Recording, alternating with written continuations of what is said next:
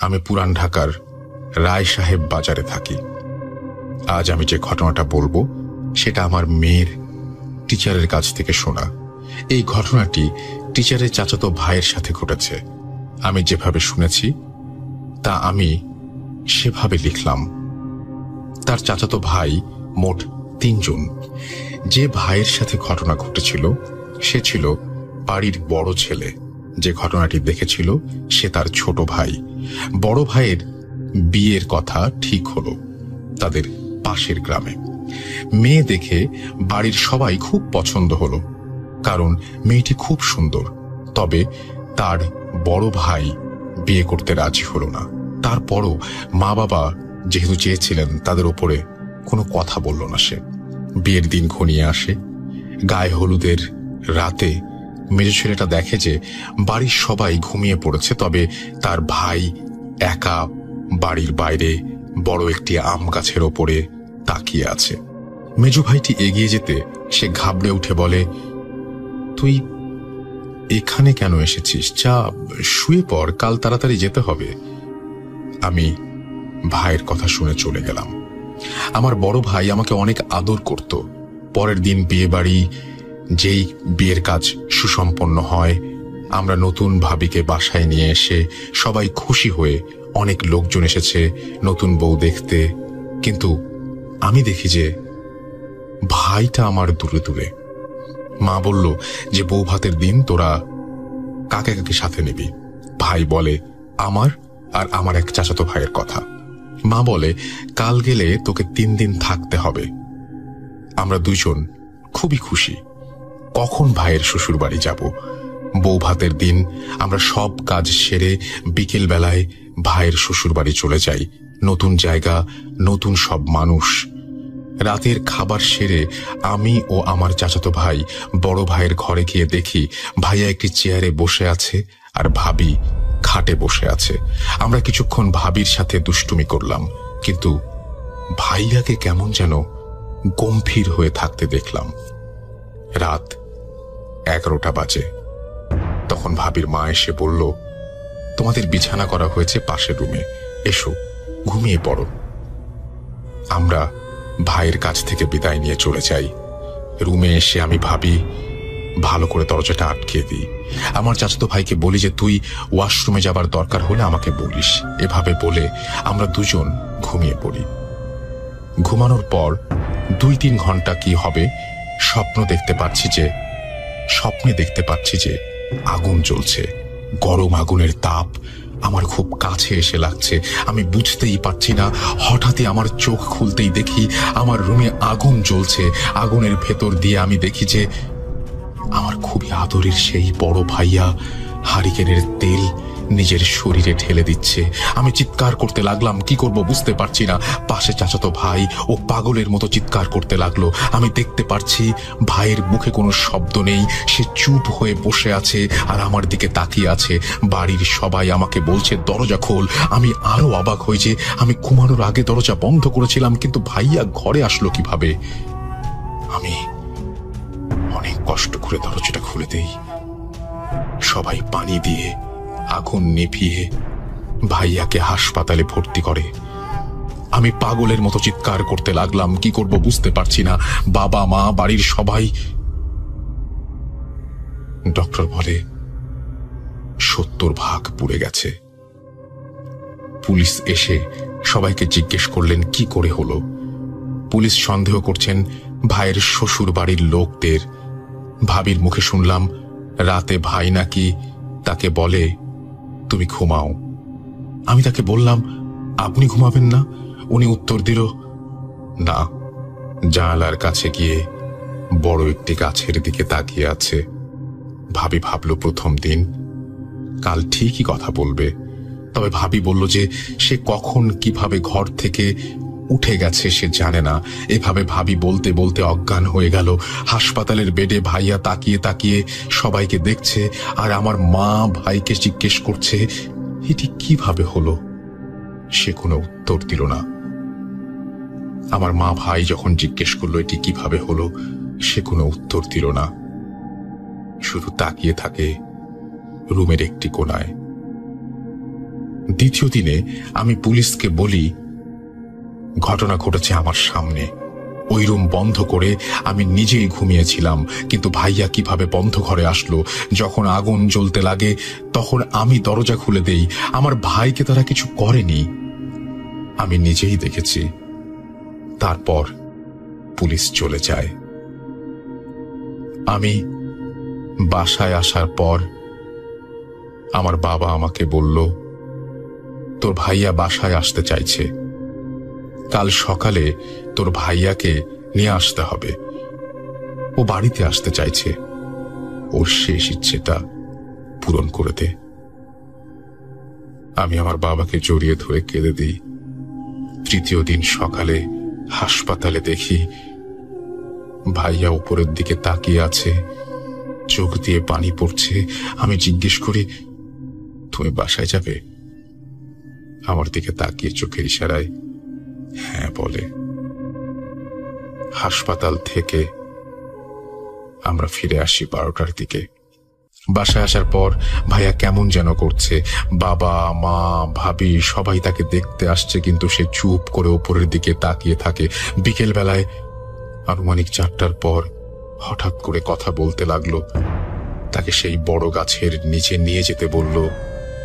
বাবা, আমি, আমার আরো ভাইরা তাকে চাদরে শুইয়ে সেখানে নিয়ে যাই। এরপর ভাইয়া বাবাকে কানের কাছে গিয়ে ফিসফিস করে বলে, এটা আমি করিনি বাবা, যে এটা করেছে তাকে খোদা মাফ করবেন না।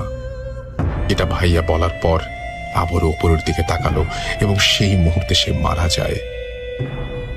তার ছোট ভাই আজও সেই ব্যাখ্যা খুঁজে পায় না, এটা কি করে হলো। বন্ধ ঘরে তার ভাইয়া আসলো কিভাবে? একটা মানুষ নিজের শরীরে আগুন লাগিয়ে চুপ করে বসে থাকে কি করে? ঘটনাটি শুনে আমি নিজেই অবাক হই। যদি কারো কাছে এর ব্যাখ্যা থাকে বলবেন। আমার কাছে আরো কিছু বাস্তব ঘটনা আছে, আমি সময় পেলে লিখব। লেখায় কোন রকম ভুল হলে ক্ষমা দৃষ্টিতে দেখবেন। ভূত.com আরো সামনে এগিয়ে যাবে ইনশাল্লাহ। তারপর তিনি নাম লিখেছেন শিল্পী আরাদীপা। তারপরে তিনি শেয়ার করেছেন তার মোবাইল নাম্বার। এই ছিল ঘটনা। আশা করছি আপনাদের কাছেও এই রকম ঘটনা আছে। যদি ঘটনা থাকে তাহলে আমাদেরকে অবশ্যই লিখে পাঠাবেন। আমাদের অ্যাড্রেস হচ্ছে russell.bhoot.com@gmail.com। চলে যাব কিছুক্ষণের মধ্যেই পরের ঘটনায়। Spirit, be here with me.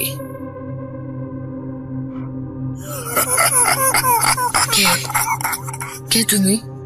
Bhoot.com. The fear returns with Russell.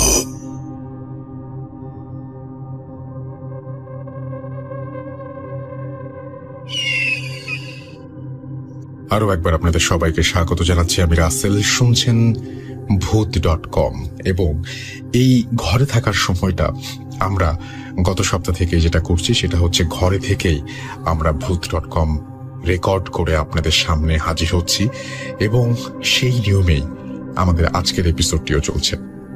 এবং আপনি যদি পার্টিসিপেট করতে চান, আপনার ঘটনা পাঠাতে চান, তাহলে আপনার মোবাইল ফোন দিয়ে জাস্ট আপনার ঘটনাটি রেকর্ড করে আমাদের কাছে পাঠিয়ে দিন। আমরা সেটা প্লে করব আমাদের এই এপিসোডগুলোতে, এবং আমি আমার বাসা থেকে যেমন করব, আপনি আপনার বাসা থেকে ঠিক সেইভাবেই রেকর্ডটা করে পাঠাবেন আমাকে। আমি আমার বাসা থেকে শোটা করব।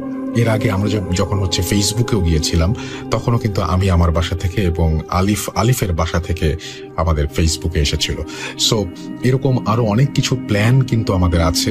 সেই প্ল্যান আমরা আপনাদেরকে প্রকাশ করব। একটু আগে সেই আলিফের কথা এই জন্যই বলছিলাম যে একটু আগের ঘটনাটা ছিল ডক্টর আলিফের। আশা করছি আপনারা অনেক বেশি এনজয় করেছেন। এখন যেটা করব সেটা হচ্ছে একটা হসপিটালের লাশের ঘটনা যদি আপনাদের শোনাই, আমার মনে হয় খারাপ হয় না। এটা সবসময় আপনাদের পছন্দ হয়। আমরা আশা করব যে এই ঘটনাটি আপনাদের ভালো লাগবে। চলুন শুনে আসি। আর আপনারাও ঘটনা পাঠাবেন russell.bhoot.com@gmail.com এই অ্যাড্রেসে, এবং আমি আপনার ঘটনার জন্য অপেক্ষায় থাকবো সারা সপ্তাহ জুড়ে। এবং আশা করছি যে আপনারা প্রচুর পরিমাণে ঘটনা পাঠাবেন, এবং আপনাদের পড়ার জন্য আমার কাছে অনেক ঘটনা রয়েছে। একটা এপিসোড আমি জানি না শুধুমাত্র ঘটনা পড়বো এরকম ভাবে করলে কেমন হয়। যাই হোক, যদি হয় তাহলে তো ভালোই হয়। আশা করছি যে সেরকম একটা এপিসোড আমি হয়তো সামনে নিয়েও আসতে পারি। যদি আপনারা চান তাহলে অবশ্যই facebook/russell.স্বাধীন সেখানে গিয়ে কমেন্ট করুন এবং জানান যে এরকম কোনো এপিসোড আপনারা চান কিনা। আমার একটু কষ্ট হবে, বাট আমি চাইবো যে আপনাদের সামনে এরকম একটা এপিসোড নিয়ে আসতে। চলুন শুনে আসি হসপিটালের লাশের একটা চমৎকার ঘটনা। Stay tune. আসসালামু আলাইকুম রাসেল ভাই, আমি হাসিবুল হাসান রনি বলছি। জিজ্ঞেস করছি না কেমন আছেন, কারণ আপনি সবসময় ভালো দলেই থাকেন। আমি মিরপুর সারাপাড়ার বাসিন্দা। আমি সরাসরি ঘটনায় চলে যাচ্ছি। 2002 সালে আমি পাবনা সদর হাসপাতালের সংলগ্নে একটি ডায়াগনস্টিক সেন্টারে আমার বোনের হাজবেন্ডের দ্বারা আমি একটি প্যাথোলজি ল্যাবে প্রশিক্ষণ নিতে যাই। প্রশিক্ষণ চলাকালীন আমাদের কাজগুলো ছিল হচ্ছে ব্লাড কালেকশন করা পেশেন্টের কাছ থেকে। বেশিরভাগ ব্লাডগুলো কালেকশন হতো আমরা পাবনা সদর হাসপাতালের যেই প্যাথোলজি ল্যাব ছিল ওখানে অধিকাংশ পরীক্ষাগুলোই হতো না। সো আমরা ওই পরীক্ষাগুলো কালেক্ট করে আমরা এখান থেকে করে নিতাম, প্লাস পরবর্তীতে ডেলিভারিটা ওখানে দিয়ে হতো আর কি। তো কোনো একদিন বিকালের দিকে আমাদের অফিসটা ক্লোজ হতো রাসেল ভাই 9টার দিকে, পাবনা সদর হাসপাতালের সংলগ্নে ছিল যেহেতু। তো কোনো একদিন বিকালের দিকে আর কি 2002 সালের কথা বলছি, আমাকে ডায়াগনস্টিক থেকে বলা হলো যে রনি, একটা ব্লাডের কালেকশন আছে, সদর হাসপাতালে যাও, দোতলায় এত নম্বর ওয়ার্ড, এত নম্বর বেডে। তো অনেক আগের কথা যেহেতু রাসেল ভাই আমার অতটা খেয়াল নেই বেড নাম্বার ওয়ার্ড নাম্বারটা। তো আপনার সদর হাসপাতালটা বেসিক্যালি ছিল হচ্ছে গিয়ে এদিক দিয়ে উঠে ওদিক দিয়ে নামা যেত, মানে একদিক দিয়ে সিঁড়ি আছে, সিঁড়ি দিয়ে আপনি উঠলে পরে হাসপাতালটা লম্বা, পুরাটাই হচ্ছে কি বারান্দা, হাতের ডান সাইডে বারান্দা, বাম সাইডে হচ্ছে কি ওয়ার্ডগুলো। তো বারান্দা দিয়ে বের হয়ে বারান্দা দিয়ে উঠে তারপরে ওদিক দিয়ে সোজা চলে গেলে আবার ওই পাশ থেকেও আরেকটা সিঁড়ি যেটা দিয়ে নামা যেত। তো দুটো সিঁড়ি ছিল, দুপাশ দিয়ে রোগীরা উঠতো। তো বিকাল গড়িয়ে যখন সন্ধ্যার দিকে আমি একটু ডিলে করেই গেলাম ব্লাডটা কালেকশন করতে। তো সন্ধ্যার দিকে মোটামুটি আমি যখন হাসপাতালের কাছাকাছিতে, তখন ঠান্ডা বাতাস বইছে, আকাশে অনেক মেঘ করেছে, গুড়ি গুড়ি বৃষ্টিও পড়ছে বলা যায়, 1 ফোঁটা করে বৃষ্টিও পড়ছে, কিন্তু অনেক বেশি আর কি মেঘ করেছে আর কি, বড় ধরনের একটা ঝড় হবে এরকম কিছু। তা আমি এটা দেখে একটু তাড়াতাড়ি করে গেলাম যে আর্লি ব্লাডটা কালেকশন করে আমি স্যাম্পলটা নিয়ে আসি আমার ল্যাবে। তো আমি সিঁড়িতে উঠে জাস্ট ব্লাডটা কালেকশন করছি। সিরিঞ্জে আমি যখন ব্লাডটা টেনে নিয়ে এসে সিরিঞ্জটা নিডেলটা বের করে যখন পেশেন্টকে কটন দিয়ে হাতটা ক্লোজ করে দিলাম, in the meantime Rasel ভাই কারেন্ট চলে যায়। তো কারেন্ট চলে যাওয়ার পরে আমি অ্যাজ ইউজুয়াল কারেন্ট যেতেই পারে, এটা আর মফস্বল শহরগুলোতে একটু কারেন্ট বেশি যায়, তখন আরো বেশি যেত আর কি, এই এখনকার তৎকালীন সময় থেকে বেশি যেত আর কি। তো আমি সবসময় যেটা করতাম সেটা হচ্ছে কি, আমি যদি কখনো দোতলায় উঠতাম, এদিক দিয়ে উঠতাম ওদিক দিয়ে নামতাম আর কি। হাসপাতালটা একটা চক্কর দেওয়া হতো, তা আমার কাছে ভালো লাগতো আর কি, পরিবেশটাও খুব সুন্দর ছিল। তো যেহেতু আমি পাশাপাশি ল্যাবে কাজ করতাম, হাসপাতালের অধিকাংশ স্টাফই আমাদের পরিচিত ছিল। তো আমি যখন ওই পাশ থেকে নামছি, কারেন্ট চলে গিয়েছিল, তখন আমি একটা মোবাইল ইউজ করতাম, সিমেন্স C25, অনেক আগের মডেল সিমেন্স C25। খুব বেশি আলো হতো না, বিকজ অফ ওগুলাতে কোনো টর্চের ব্যবস্থা ছিল না, যার ধরুন আমি ওইটা নিয়ে ওইটার আলোর প্রভাবেই আমি ওই সিঁড়ি দিয়ে নামার চেষ্টা করি, যেদিক দিয়ে উঠি ওইটার বিপরীত সাইডে যে সিঁড়িটা সেদিক দিয়ে নামার চেষ্টা করি। তো যেহেতু আলো বেশি হতো না, সেহেতু আস্তে আস্তেই নামার চেষ্টা করতেছিলাম। এর মধ্যে রাসেল ভাই খুব বাইরে বাতাস ছেড়ে দিল আর প্রচন্ড বিজলি চমকাচ্ছিল, অনেক বেশি বিজলি চমকাচ্ছে, খুব বেশি আর কি বড় ধরনের একটা ঝড় হবে এরকম একটা আশঙ্কা। বাদে ভাই আমি সিঁড়ি দিয়ে নামার চেষ্টা করতেছি। নামার পরে রাসেল ভাই সিঁড়ির ঠিক গোড়াটায়, যেখানে সিঁড়িটা 3টা পার্ট ছিল, 3টা পার্ট নামার পরে 3টা পার্টে এমন একটা গ্রাউন্ড ছিল যে গ্রাউন্ডের মধ্যে আপনার ফ্লোরে অনেক স্পেস ছিল, যে স্পেসে আপনার 2-3টা মোটামুটি স্ট্রেচার রাখা যায়। তো আমি অ্যাজ ইউজুয়াল নামলাম, নেমে যখনই ডান সাইডে তাকালাম, হঠাৎ করে নামার পরে ডান সাইডে তাকালাম, হঠাৎ করে কেন জানি বিজলিটা খুব বেশি জোরে চমকে উঠলো। ডান সাইডে তাকানোর পরে আমি দেখতে পেলাম ওখানে স্ট্রেচারে একটা লাশ শোয়ানো। রাসেল ভাই লাশ থাকতেই পারে, যখন আমি হাসপাতালে মেডিকেলের ওয়ার্কিং এর সাথে ইনভলভ, সেহেতু আমার এগুলা দেখে অভ্যস্ত। আমি এজ ইউজুয়াল তেমন একটা কিছু ফিল করিনি। যেহেতু সন্ধ্যার কাছাকাছি সময়, কিছুটা আলো প্রবেশ করছে, কিছুটা বিজলি চমকাচ্ছে, ঝাপসা দেখা যাচ্ছে সবকিছু, আমি বুঝতে পারছি যে লাশটার গায়ে একটা প্রিন্টের চাদর দিয়ে লাশটা ঢাকা। লাশটার হচ্ছে কি পা দুটোর শোয়ানোর পরে সোজা হয়ে উপরের দিকে থাকার কথা, সেখানে লাশটার পা দুটো উল্টা করে, আমরা বেসিক্যালি যে ভূত না জিন টাইপের যেরকম পা দেখি, যে পা ঘুরানো থাকে, ঠিক ওইরকম। যাই হোক, আমি ওটা দেখে একটু কাছে গেলাম যে পাটা এরকম কেন। তো যাবার পরে রাসেল ভাই দেখতে পারলাম যে পাটার রগ আসলে কাটা, দুটো পায়েরই রগ কাটা, আর স্ট্রেচারের পাশে একটা হাত একটুখানি বের হয়েছে, ওই হাতটাও এরকম রগ কাটা। এর মধ্যে রাসেল ভাই কোথা থেকে একটুখানি বাতাস এসে লাশটার মুখের চাদরটা সরিয়ে দেয়।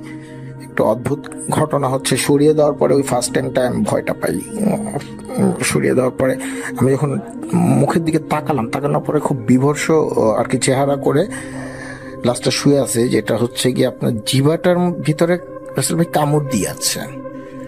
আমরা জিভের আর কি কথায় লজ্জা পেলে কিংবা একটু আপসেট হলে জিভে যেরকম ভাবে কামড় দিই, জিভ অর্ধেক বের করে, ঠিক ওরকম ভাবে জিভে কামড় দিয়ে চোখটা বন্ধ করে সে শুয়ে আছে।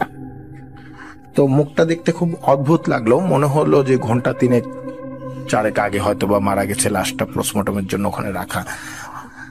এনিওয়ে, আমি ওইটা দেখে একটু ভয় পাওয়ার জন্য আমি ওই জায়গাটা লিভ করার ট্রাই করলাম। যেহেতু এই সিঁড়ি দিয়ে নেমেছি, সেহেতু আমার হাসপাতালের নিচতলার ওই মাথায় যাওয়ার পরে আমি গেটটা পাবো। তো আমি যখন লাস্টটা লিভ করে আমি যখন রওনা দেওয়ার পরে ওখানে একটা ওয়ার্ড মাস্টার ছিল, জাফর ভাই। ওয়ার্ড মাস্টারের সাথে আমার দেখা হয়। জাফর ভাই আমাকে বলছিল, সবাই আমাকে মজা করে ওখানে শালাই বলতো, যেহেতু আমার বোনের হাজবেন্ডের পরিচয়, ওখানে আমি কাজ শিখতে যাই, তো সবাই মজা। তো জাফর ভাই আমার সাথে মজা করে বললো যে কিরে শালা, তুই এখানে কি করিস? তা আমি বললাম, জাফর ভাই একটা কালেকশন ছিল, এখানে একটা লাশ পড়ে আছে, কিরকম অবস্থা, এটা কি পোস্টমর্টমের জন্য নাকি? তো জাফর ভাই আমাকে বলতেছে, এটা হচ্ছে গিয়ে তোর ব্যাঙের লাশ। আমি বললাম, ব্যাঙের লাশ মানে? তখন সে আমাকে বললো যে ব্যাং বাবুর নাম শুনিস না, পাবনার শহরের এককালীন, এখনকার সময় ত্রাস, তো এককালীন সময় সে খুব ত্রাস ছিল, ব্যাং বাবু নাম, তার নামের টাইটেল ছিল এটা। তা আমি বললাম, ও তাই নাকি? হ্যাঁ, মারা গেছে কিছুক্ষণ আগে, তো ইনে রাখছে পোস্টমর্টম করার জন্য। তা আমি বললাম, এই হাত পায়ের রক টক কাটা? হ্যাঁ, হাত পায়ের রক কাটছে, আরো কোপ টোপ পড়ছে পিছনে। তো যাই হোক, আমি এটা শুনে তা আমি যাবার বললাম যে কোথায় যাচ্ছেন? বললে উপরে যাবো। তা আমি চলে আসলাম।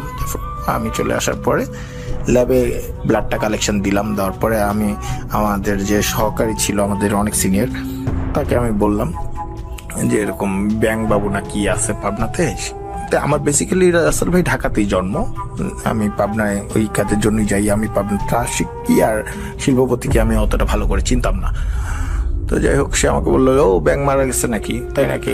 উনিও খুব আর কি শুনলো আমার কাছ থেকে ঘটনাটা, ইন্টারেস্টেড হয়ে শুনলো আর কি। শোনার পর আমি তাকে বললাম যে হ্যাঁ মারা গেছে, এভাবে বিভৎসকর অবস্থায় মারা গেছে। তো আমার এতটুকু মনে আছে রাসেল ভাই, সেই দিনটা ছিল বৃহস্পতিবার। তো শুক্রবারের দিন বন্ধ ছিল আলটিমেটলি আমাদের অফিস। তো শুক্রবারের দিন আমি অফিসে যাইনি, আমরা চলে আসলাম বাসায়। আসার পরে আমার কাছে সারা রাত কেমন জানি একটু তন্দ্রা ঘুম হলো। ঘুমের মধ্যে আমি যে খুব বাজে কোনো স্বপ্ন দেখবো তাও দেখিনি, কিন্তু অস্বস্তিকর একটা ঘুম হলো। পরের দিন শুক্রবার, অ্যাজ ইউজুয়াল যা করি, শুক্রবারে হলিডে ছিল। তারপরের দিন হচ্ছে শনিবার, স্যাটারডে।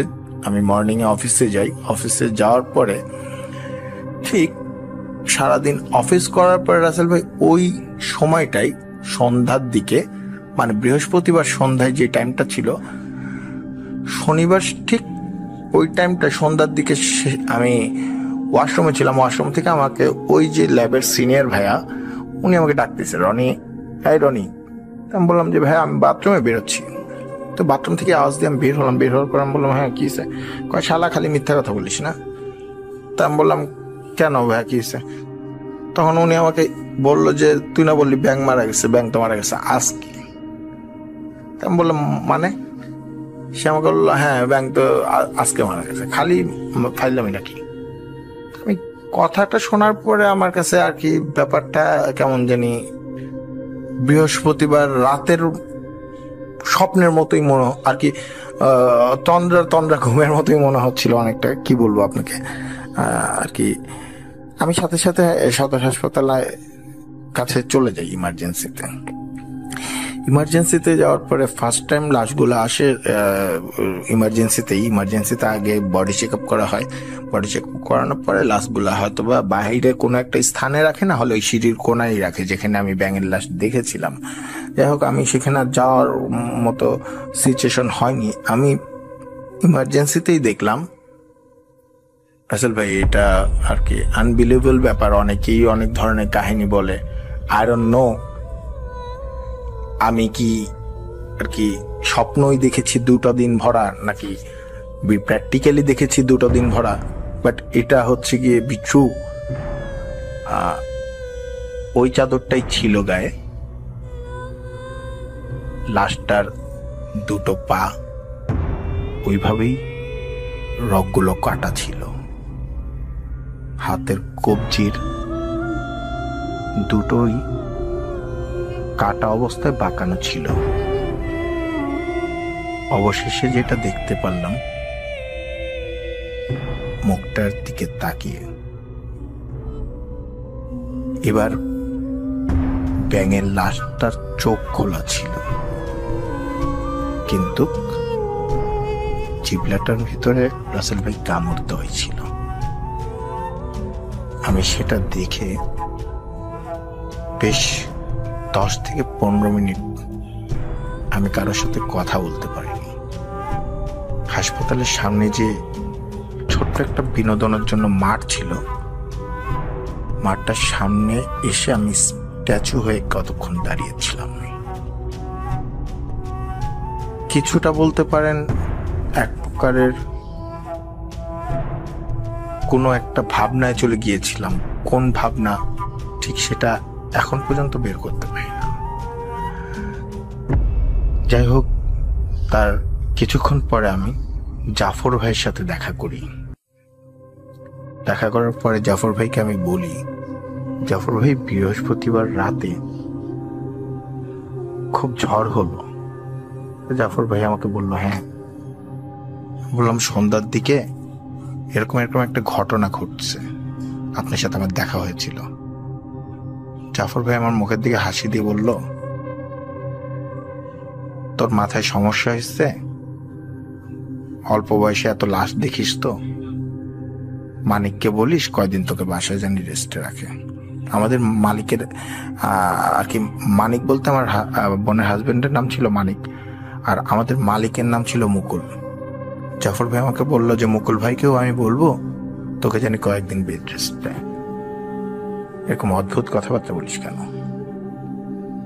তখন আমি তার হাতটা চেপে ধরে বললাম যে জাফর ভাই, সত্যি আপনি আমাকে বলেছিলেন এটা ব্যাঙের লাশ, তাই বলে আপনি উপরেও চলে গেলেন।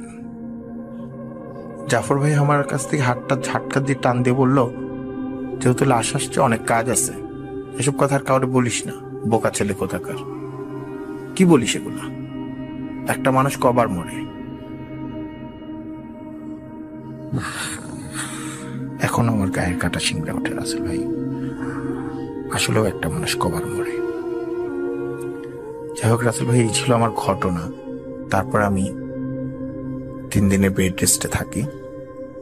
মেন্টালিটি ঠিক করতে না করতে ডিসিশন নিয়ে নিই আমি আর প্যাথোলজির কাজ শিখবো না। আমি ঢাকায় চলে আসি। আর কখনো আমি সদর হাসপাতালের ভেতরে ঢুকে ওই জায়গাটায় আজও পর্যন্ত যেতে পারিনি। যদি ঘটনাটা ভালো লাগে রাসেল ভাই, অডিওটা প্লে করবেন। বিনীত আবেদন রইল, লিসনারদের উদ্দেশ্যে বলছি, আপনার সাথেও এরকম ঘটনা ঘটতে পারে, আমার সাথেও ঘটেছে। সবাই ভালো থাকবেন। আসসালামু আলাইকুম রাসেল ভাই। আশা করি আপনি সবসময় ভালো দলেই থাকবেন। আমার কাছে আরো অনেক ঘটনা আছে, যদি কখনো সময় করতে পারি এটা প্লে করলে বাদ বাকি ঘটনাগুলো পাঠানোর চেষ্টা করব। আল্লাহ হাফেজ।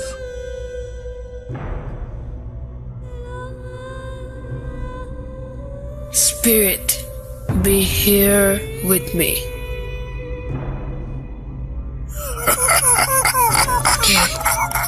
Get to me. Bhoot.com. The fear returns with Russell.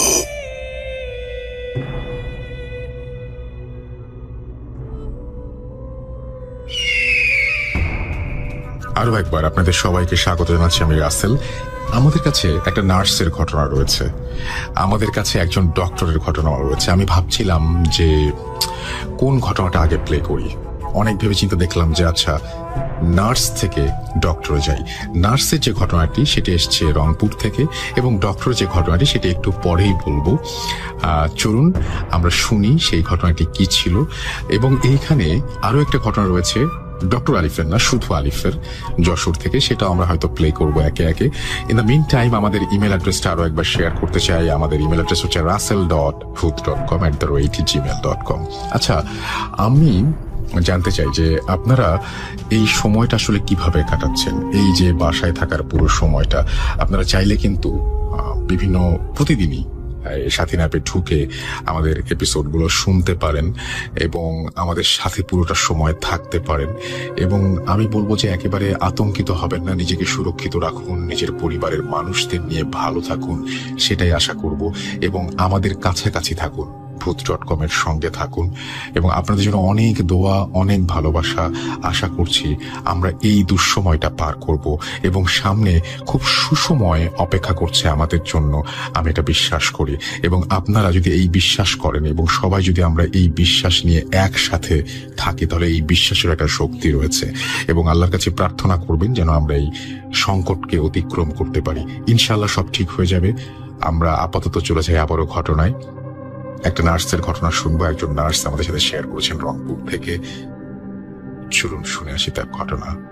এখন তিনি রংপুরে আছেন কিনা সেটা তার ঘটনা শুনলেই বুঝতে পারবেন। চলুন শুনে আসি ঘটনাটি।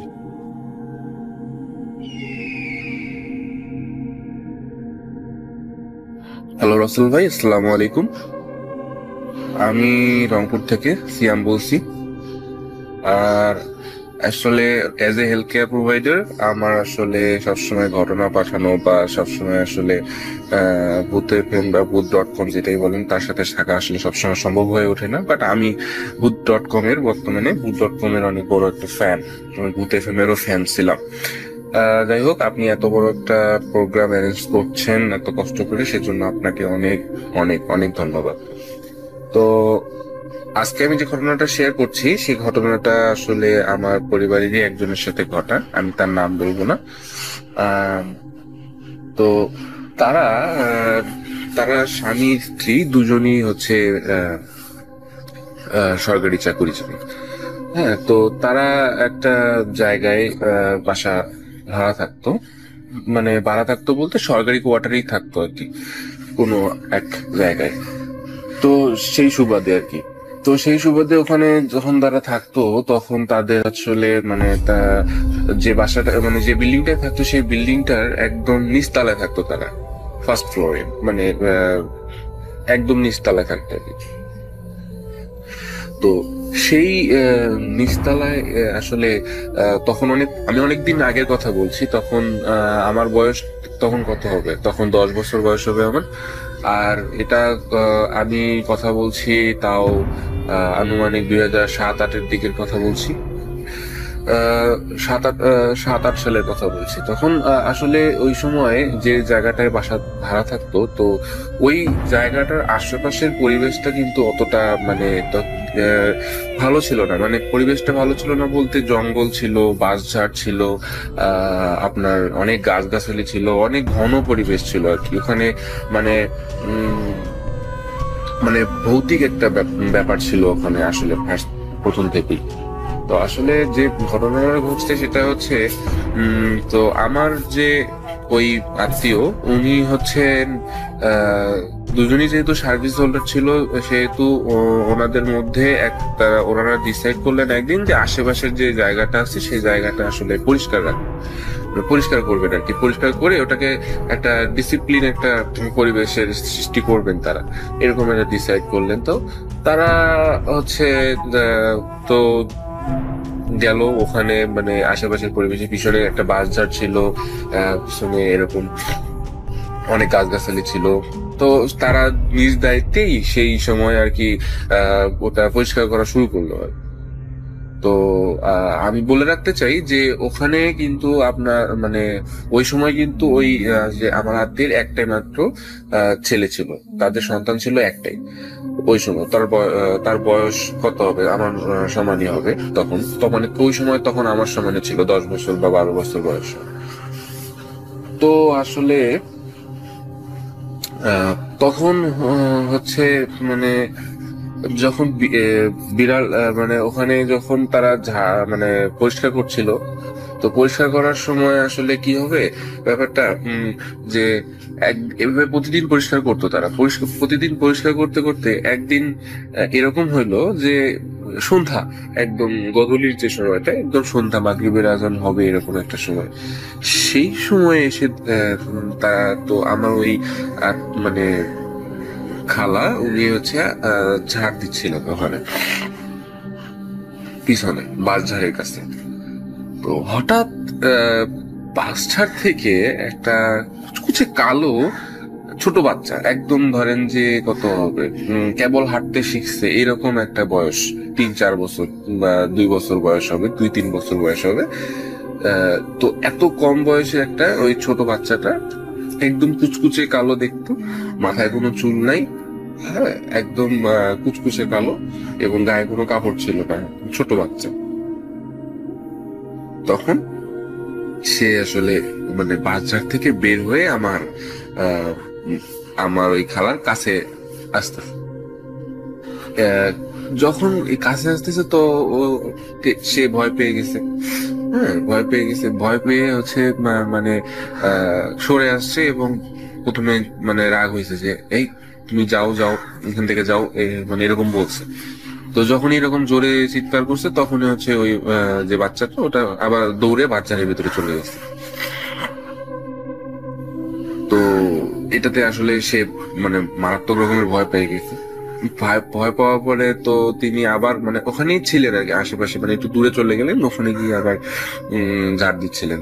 তো একদিন ওই বাচ্চাটা আবার বাচ্চার থেকে বের হয়ে হচ্ছে আবার ওই আমার খালার কাছে চলে আসে, মানে কাছে আসতে যাচ্ছে, মানে জড়া ধরতে যাচ্ছে। এরকম ছোট বাচ্চারা যেমন আলিঙ্গন করতে চায় বড় বাচ্চা বড়দেরকে, ঠিক তেমনি আলিঙ্গন করতেছে। তো আমার যে খালা উনি হচ্ছে হাতে ঝাড়ু ছিল, সেই ঝাড়ু দিয়ে বাচ্চাটাকে মারছে, মানে তো বাচ্চাটাকে মানে আমার খাওয়া ওই সময় শিওর হয়ে গেছিল যে এটা কোনো নর্মাল কোনো কিছু না, এটা অ্যাবনর্মাল কোনো কিছু, জিন বা পরি এই টাইপের কোনো কিছু হবে। মারছে এবং মারার সাথে সাথে বাচ্চাটা দৌড়ায়া বাজারের ভিতরে চলে গেছে। এভাবে কন্টিনিউয়াসলি সে বাচ্চাটা আরো 2 বার আসছে, এবং ওই বাকি 2 বারই আমার যে খালা উনি হচ্ছে ঝাড়ু দিয়ে মারছে এবং চলে গেছে। ভিতরে চলে গেছে। তো এটাতে আমার খালা প্রচুর ভয় পাইছে, এবং তারপরে তিনি বাসায় আসছেন। বাসায় আসার পরে তার রুমের মধ্যে তিনি ছিলেন, কিন্তু যন্ত্রণা শুরু হয়েছে তারপর থেকে। ঘটনাটা কিরকম, যে রাতের বেলা যখন আমার খালা রাতে ঘুমিয়ে আসছেন, মনে হচ্ছে যে উপরে মানে দ্বিতীয় তলায় কে যেন মানে যে আগে ছিল না যে শিলপাটা, যে মশলা বাটতো বা বাটে, যে একটা শিলপাটা পাথরের উপরে, তো শিলপাটার মধ্যে কে যেন হচ্ছে মশলা বাটতেছে বা এরকম মনে হচ্ছে উপরতলায় রাতে 3টা-4টার দিকে। তো রাতে 3টা-4টার দিকে এটা কিন্তু পুরোপুরি অ্যাবনর্মাল, আসলে কোনো ফ্যামিলিতে এরকম আসলে রাত 3টার দিকে। তো পরের দিন দুপুরের দিকে খালা চলে গেছে উপরে গিয়ে জিজ্ঞেস করছে ওদেরকে দ্বিতীয় তলায় যারা থাকতেন। তো তাদেরকে জিজ্ঞেস করার পরে তারা বলতেছে না, আমাদের বাসায় তো মানে ওই শিলপাটাই, যেটা শিলপাটা বলি আমরা, সেই শিলপাটাটাই নাই, মানে ওরকম বাটার মতো কোনো কিছু নাই তাদের, তারা কেন শিলপাটবে। এটাতে তো মানে অবাক হয়ে গেছে। তো বিভ্রম মনে করেই তারা আমার খালা ওটা ছেড়ে দিচ্ছে, ব্যাপারটাকে ইগনোর করছে। তো মজার ব্যাপার হচ্ছে, তার এভাবে করতে করতে করতে করতে তো ওইখানকার একটা চিকন গাছ ছিল, মানে ওই বাঁশঝাড়ের পাশে একটা চিকন গাছ ছিল। তো চিকন গাছটা মানে বাঁশঝাড়ের ঠিক পাশেই ছিল, এবং ওটা অনেক চিকন গাছ ছিল, আম গাছ ছিল এটা সম্ভবত। তো সেই আম গাছে মানে চিকন একটা আম গাছ ছিল, মানে কেবল রোপণ করা হয়েছে, রোপণ করার পরে বড় হয়েছে, লম্বা হয়েছে, এরকম 12 ফিট লম্বা হবে এরকম। হ্যাঁ, তো এই গাছটা, তো আমার যে খালু ছিলেন উনি আর কি মানে একটা মানে রাস্তার মাঝখানে গাছটা ছিল আর কি, মানে যে জায়গা দিয়ে মানুষ হাঁটবে সেই রাস্তার মাঝখানে, যেহেতু ওটা একদম মানে মানে জঙ্গল টাইপের জায়গা ছিল, তো সেই রাস্তাটা ছিল, রাস্তার মাঝখানে গাছটা জন্মাইছিল।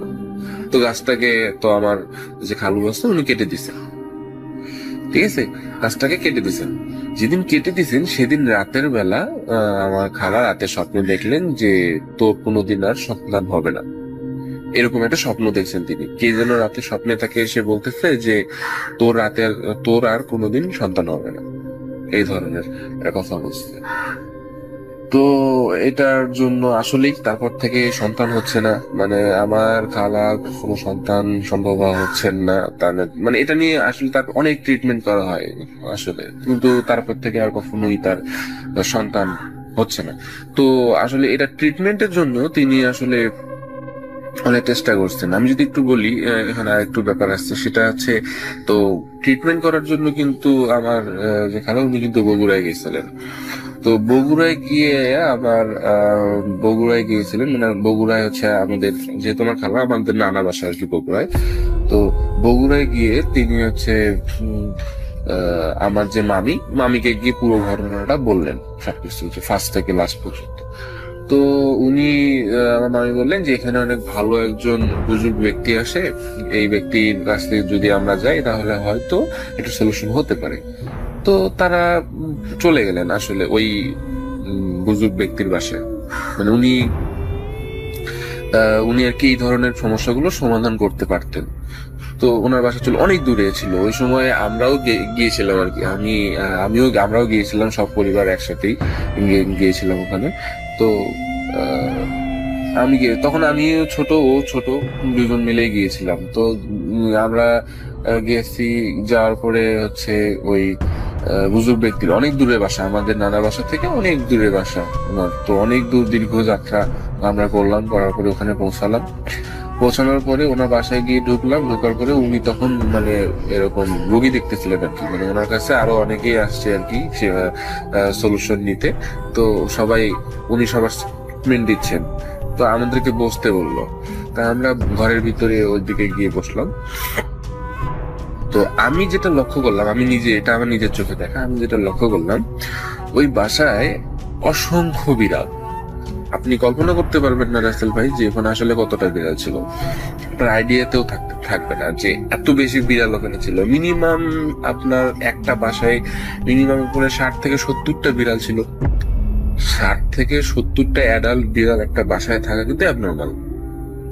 অ্যাবনর্মাল এরকম, এটা কিন্তু আসলে মানে নর্মাল কোনো মানুষের বাসায় কিন্তু এতগুলো বিড়াল থাকার কথা না। 60 থেকে 70টা বিড়াল তার বাসায় ছিল, এবং ছোট বাচ্চা যদি হিসাব করি তাহলে আরো বেশি হবে। এই বিড়ালগুলো সবগুলো ছিল সাদা রঙের, সবগুলো বিড়ালই সাদা রঙের ছিল, মানে অন্য কোনো কালারের বিড়াল না, সবগুলোর চেহারা একই রকম। আপনি আলাদা করতে পারবেন না একটা বিড়াল থেকে আলাদা আরেকটা, একবার মিশে গেলে ওই বিড়ালটাকে খুঁজে পাওয়া যাবে না। সব বিড়ালই সাদা। এবং বিড়ালগুলো জাস্ট বাসার এক প্রান্তে একটা ছোট একটা গর্তের মতো আছে, গর্ত বলতে একটা ফুটার মতো আছে, ফুটা দিয়ে ওইদিকে হয়তো বাড়ির পিছনের দিকে যাওয়া যায়, আবার বাড়ির সামনের দিকে একটা ওরকম ফুটার মতো আছে, এই ফুটার দিয়ে রাস্তার এই দিক দিয়ে চলে যাওয়া যায়। মানে বাড়িটা বিশাল লম্বা ছিল, পাশে অনেক বড় বাড়ি ছিল। তো বিড়ালগুলো জাস্ট খালি ওই মানে বাড়ির পিছনের দিকে চলে যাচ্ছে, এই বাড়ির ভেতর থেকে ওই ফুটা দিয়ে সবগুলো বিড়াল 60-70টা বিড়াল জাস্ট খালি ওই ফুটা দিয়ে বাইরে চলে যাচ্ছে ওই জঙ্গলের দিকে। আবার একটু পরে আবার জঙ্গল থেকে ফিরে জাস্ট ওই ইয়ার ভিতরে চলে আসতেছে, মানে বাড়ির ভিতরে চলে আসতেছে, এবং বাড়ির সামনে যে ছিদ্রটা ছিল, ফুটাটা ছিল, ওই ফুটাটা দিয়ে চলে যাচ্ছে, রাস্তার দিকে চলে যাচ্ছে, এবং কিছুক্ষণ এসে বাড়ির ভিতরেও থাকতেছে। তো আমি তখন ছোট ছিলাম, আমি বিষয়টা খুব মজা পেয়েছিলাম আমি।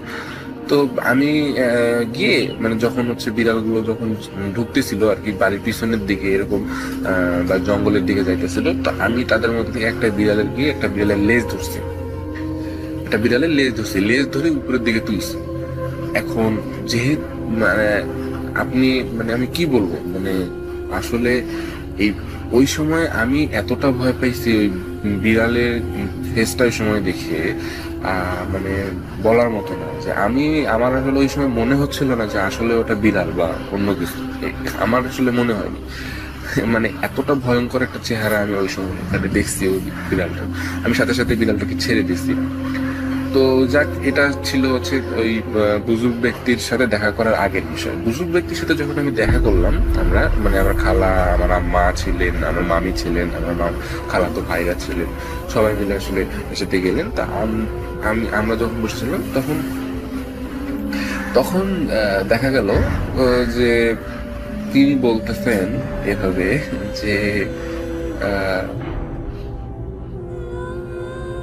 যে মা তোমার হচ্ছে, মানে আমার খালাকে বলছে, মা তুমি তুমি রংপুর থেকে আসছো না? তো খালা বলতেছে হ্যাঁ আমি রংপুর থেকে আসছি। বলছে যে তুমি তো এই জায়গায় থাকতে? বলছে হ্যাঁ এখানে থাকতাম। তারপরে বলতেছে যে তোমার বাসার পাশে একটা মোটা কাঁঠাল গাছ আছে না? হ্যাঁ, আসলে কিন্তু সত্যি যে খালারা যেখানে থাকতেন সেখানে কিন্তু একটা মোটা কাঁঠাল গাছ আছে। এটা কিন্তু ওই বুজুর্গ ব্যক্তির জানার কোনো কথা না। হ্যাঁ আছে। বলতেছে যে ওই কাঁঠাল গাছের পাশে যে বাচ্চাটা আছে, সেই বাচ্চাদের পাশে একটা গাছ ছিল, ওই আমার খালু যে গাছটাকে কেটে দিয়েছে সেই গাছের কথা বলছেন, এবং বলছেন যে ওই গাছটা ছিল এবং তোমার স্বামী সেই গাছটা কেটে ফেলেছে। তো আমার খালা বললেন হ্যাঁ আমার স্বামী এটা কেটে ফেলেছে। বলছে হ্যাঁ ওই গাছটা আসলে তোমার স্বামীর কাটা উচিত হয়নি, তোমার স্বামীর ওই গাছটা কাটা উচিত হয়নি। ওই গাছটা কাটার কারণে ওই যে জিনিসটা ওই গাছের মধ্যে থাকতো সেইটা তোমাকে তোমার আর সন্তান হতে দিচ্ছে না, এবং ওখানে একটা একটা পরিবার থাকতো, ওখানে মানে একটা জিনের পরিবার থাকতো। সেই পরিবারের ওই যে ছোট বাচ্চাটার কথা আপনাকে বললাম রাসেল ভাই, সেই বাচ্চাটা ছিল হচ্ছে ওই জিনেরই একটা সন্তান আর কি। তো যেহেতু মানে ওই প্রথমের দিকে একবার মানে ঝাড়ু দিয়ে ওই বাচ্চাটাকে মারছে আমার খালা, এবং পরবর্তীতে যে জিনটা যে গাছটা থাকতো সেই গাছটার হচ্ছে আমার খালু কেটে দিয়েছে। তো এই ঘটনাটার কারণে আসলে আমার যে খালার তার সন্তান হবে না, এই ধরনের একটা কথা বললেন। তো তারপরেও উনি বললেন যে আমি একটু শেষ চেষ্টা করে দেখতে পারি, যদি তুমি চাও আমি শেষ চেষ্টা করে দেখতে পারি। এবং তখন উনি চিকন 3টা পাতা নিলেন, একদম চিকন। আমরা কিছু যে ধানের গাছের যে পাতাগুলো থাকে একদম চিকন এই ধরনের একটা চিকন 3 পাতা নিলেন। 3টা পাতা নিয়ে ছোট ছোট টুকরা করে 3টা পাতা নিলেন। তো 3টা পাতা উনি একটা গ্লাসে ভর্তি করে পানি নিলেন এবং পানি নেয়ার পরে উনি বললেন যে এই গ্লাসের পানির মধ্যে আমি 3টা পাতাকেই আমি ফেলে দিব। 3টা পাতাকে আমি ফেলে দিব। যদি 3টা পাতা 3টা স্তরে থাকে, মানে উপরে একটা, মাঝে একটা এবং পানির তলদেশে একটা, 3 স্তরে থাকে, তাহলে তুমি বুঝে নিও তোমার কখনো আর সন্তান হবে না। মানে এটা মানে এই সাইনটা মানে হচ্ছে, ওনার মতে এই সাইনটা হচ্ছে জিন তাকে বলছে যে না, সে রাজি না। মানে জিন এই যে ঘটনাটা আমার খালার সাথে ঘটাইছে, এই ঘটনাটা রিপেয়ার, মানে এই ঘটনাটা থেকে আমার খালা কখনো বেরোইতে পারবে না। জিন দ্বিমত প্রকাশ করছে যদি এই সাইনটা ওখানে দেখা যায় পানির মধ্যে। আর যদি 3টা পাতাই যদি পানির নিচে চলে যায়, একদম পানির তলদেশে চলে যায়, তাহলে বুঝতে হবে যে জিন এখানে নাই, মানে জিন ছেড়ে চলে গেছে। তো যখন আমার চোখের সামনে দেখা, যখনই উনি পাতাটা দিলেন ওই ইয়ার মধ্যে, 3টা পাতাই পানির উপরে ছেড়ে দিলেন, আপনি বিশ্বাস করবেন না রাসেল ভাই, উপরে একটা পাতা থাকলো, মাঝখানে একটা পাতা থাকলো এবং সব পানির তলদেশে কিন্তু একটা পাতা থাকলো। এবং এই যে পানির তলদেশে একটা পাতা থাকলো, এই যে 3টা পাতা একদম স্থির হয়ে পানির মধ্যে থাকলো। এবং উনি যে কবিরাজ বুজুর্গ ব্যক্তি যিনি যার কাছে, উনি বললেন যে না, তুমি এইখান থেকে তুমি কখনো বেরোতে পারবে না, তোমার কখনো সন্তান হবে না। এবং এটা সত্যি কিন্তু আজ এত বছর পরেও আমার কিন্তু খালার কোনো সন্তান হয়নি। তিনি কিন্তু মানে তার কিন্তু একটাই সন্তান এখন পর্যন্ত। এবং ওই জিনিসটা এখন পর্যন্ত তার সাথে আছে কিনা সেটা আমি জানি না, তবে কিন্তু ওই ব্যাপারটা ঘটার পর থেকে কিন্তু আমার খালার কখনো সন্তান হয়নি। এই ছিল আমার ঘটনা রাসেল ভাই, ধন্যবাদ।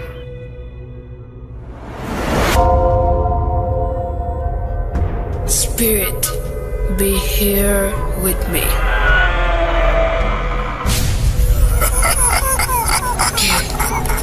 কে তুমি? Bhoot.com. The fear returns with Russell.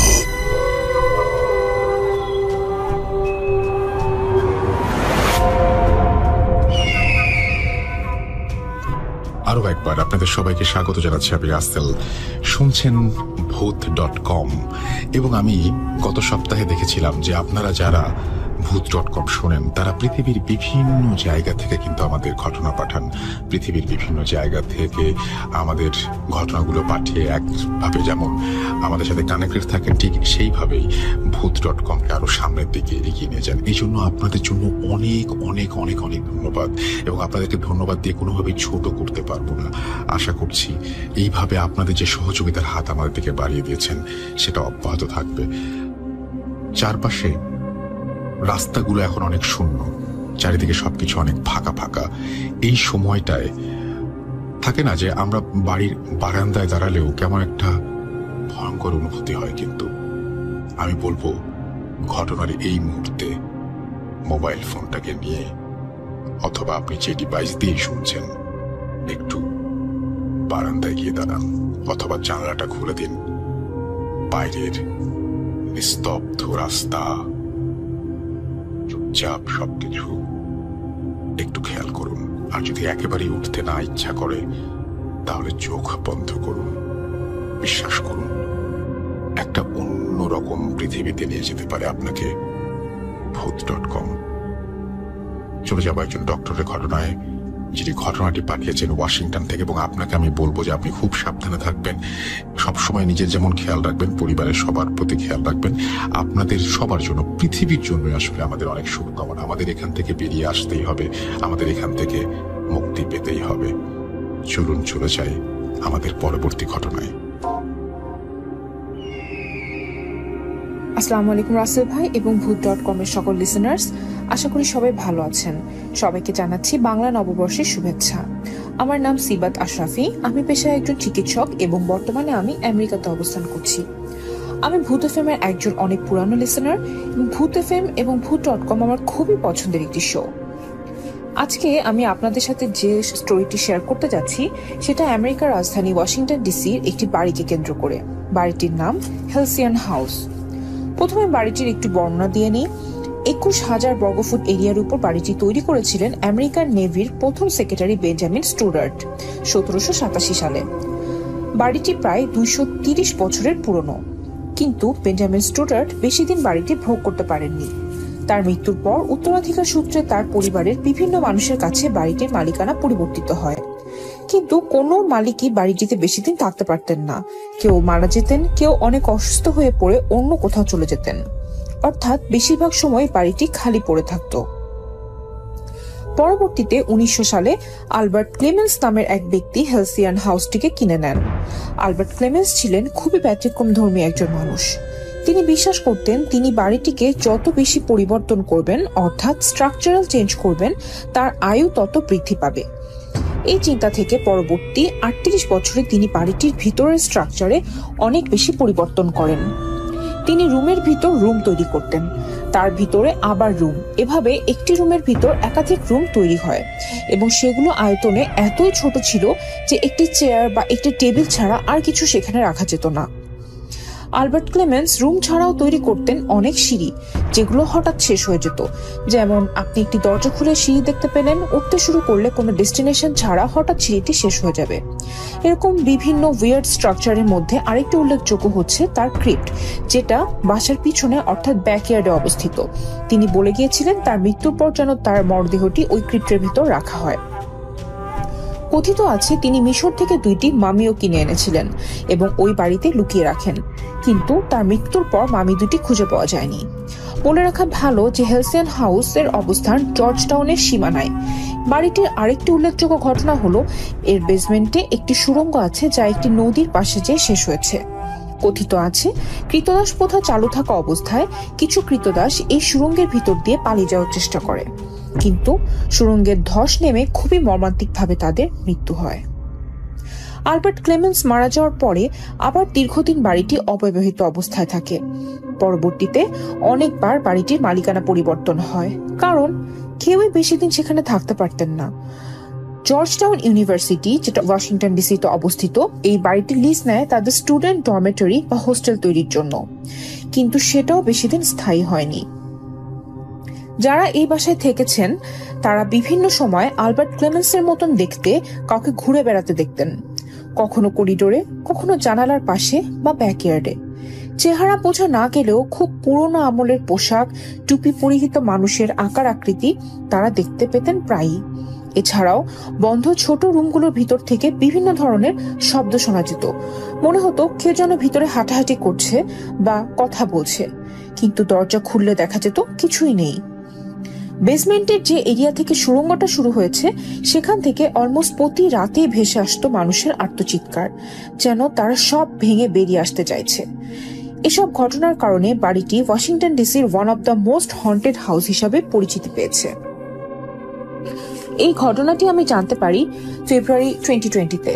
Washington ডিসিতে এমন একটি সংস্থা আছে যেখানে রেজিস্ট্রেশন করলে একজন লোকাল গাইড আপনাকে কিছু হন্টেড বাসায় নিয়ে যাবে এবং তার ব্যাকগ্রাউন্ড স্টোরিটি বলবে। এই সংস্থার এরকমই একটি সংস্থার সাথে আমি গিয়েছিলাম এবং ইন্টারনেট থেকেও পরবর্তীতে স্টোরিটি আমি ভেরিফাই করেছি। ইমেলের সাথে আমি বাড়িটির একটি ছবি দিচ্ছি, যেটা আমার তোলা।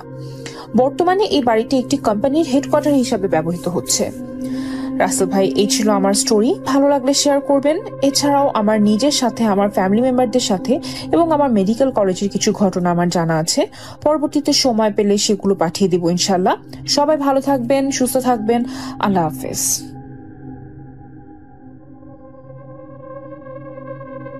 Spirit, be here with me.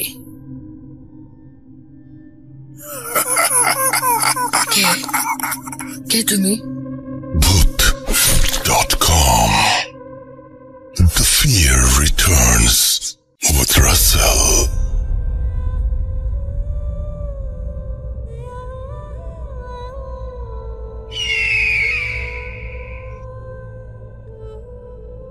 Welcome back.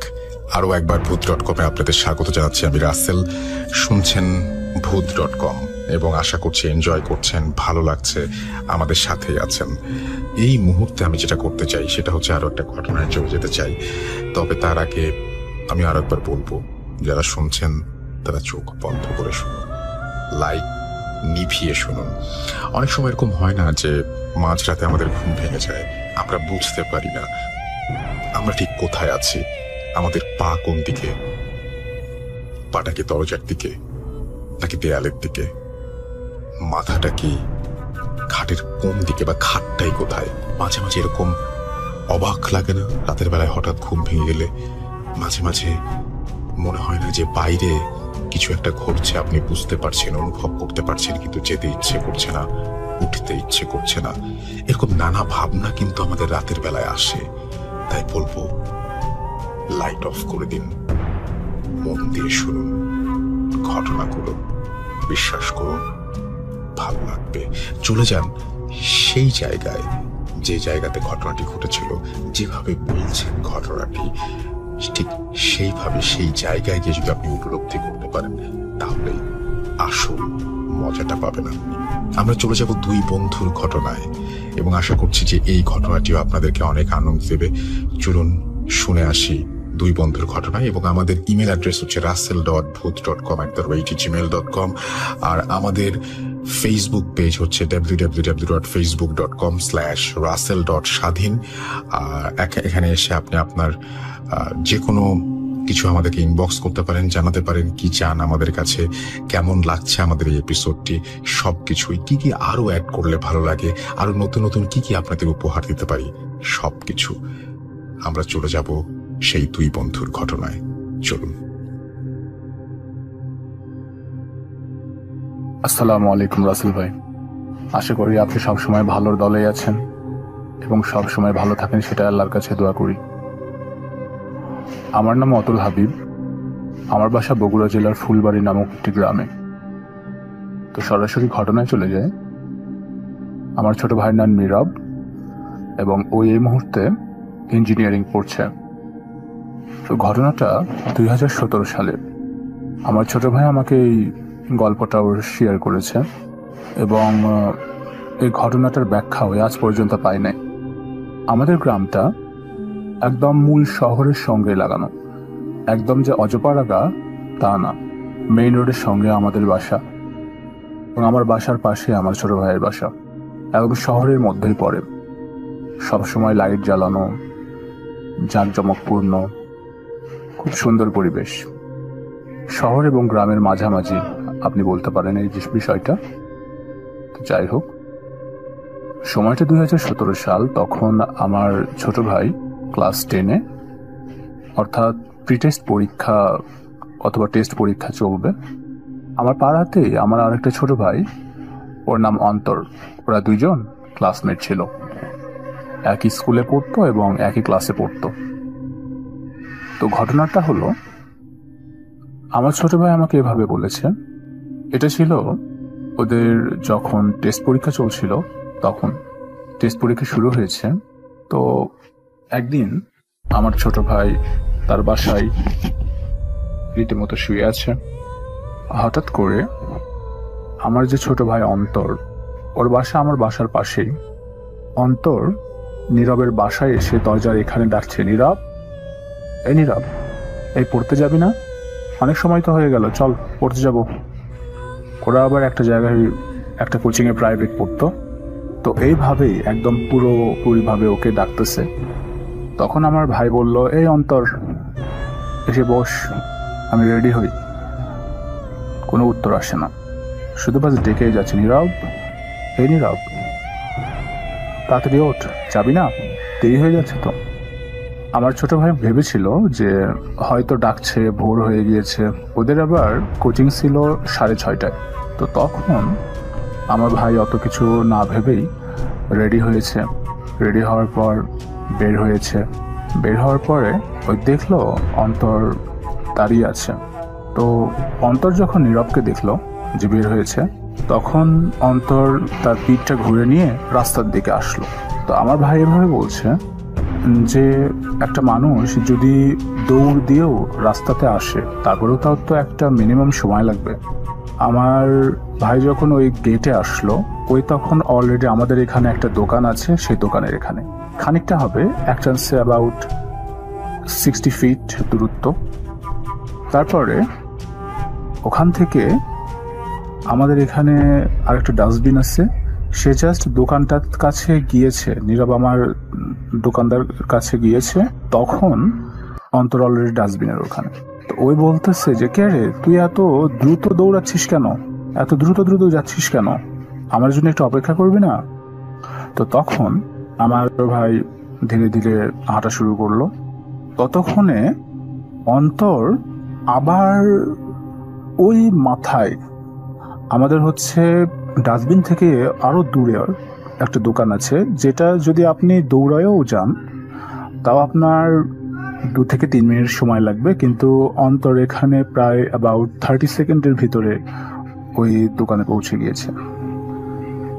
তো যখন মসজিদটা পেরোয়ে অন্তর ওই দোকানের মাথায়, তখন আমার ছোট ভাই চিন্তা করলো কি ব্যাপার, ওই এত দ্রুত ওখানে যাচ্ছে মানে, আচ্ছা এখন যদি ভোর হয় তাহলে তো একটু দিনের আলো বের হওয়ার কথা, কিন্তু এখন এরকম গভীর রাত কেন?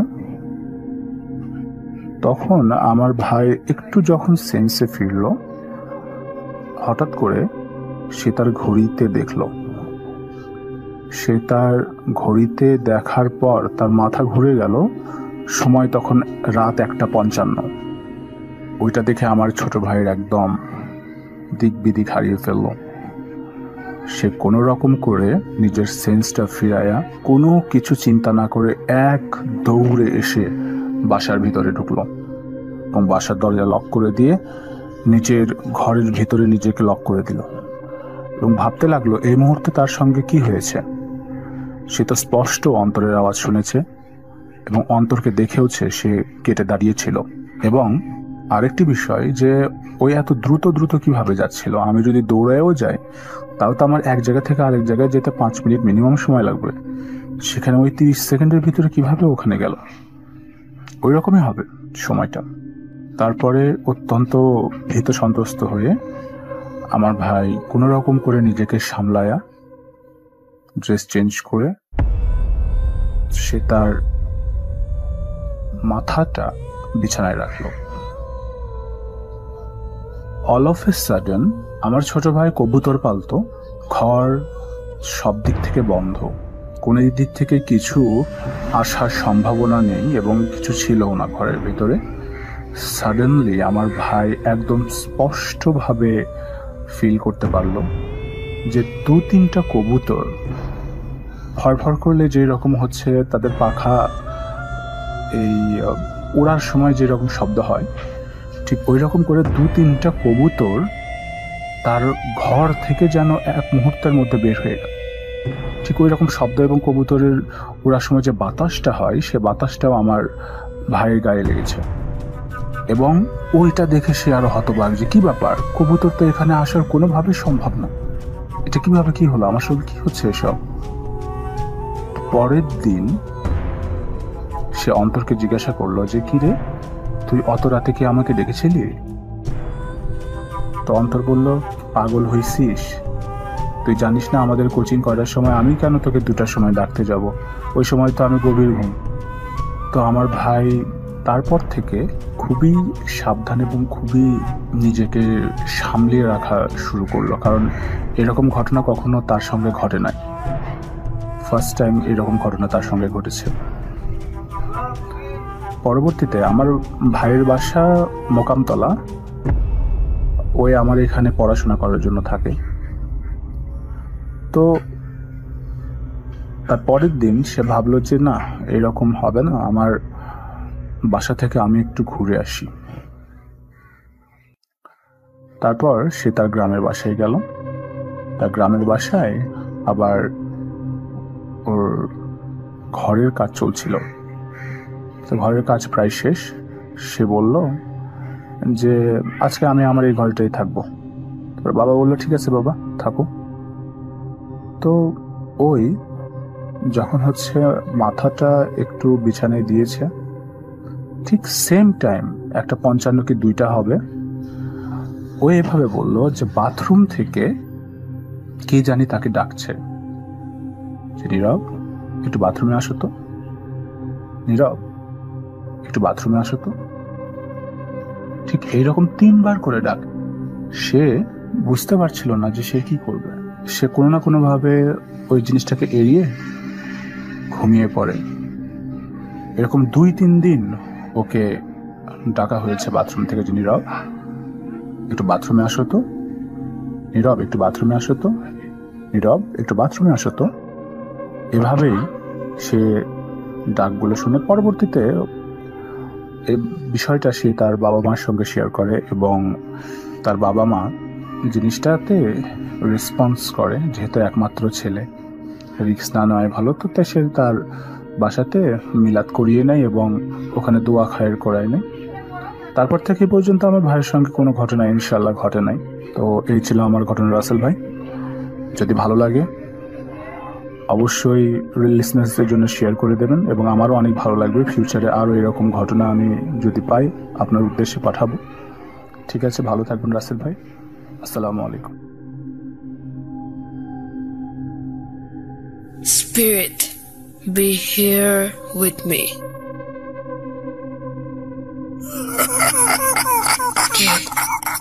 Get to me. Bhoot.com.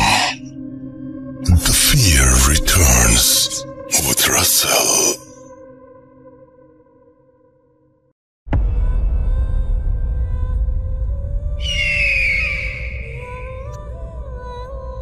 Welcome back.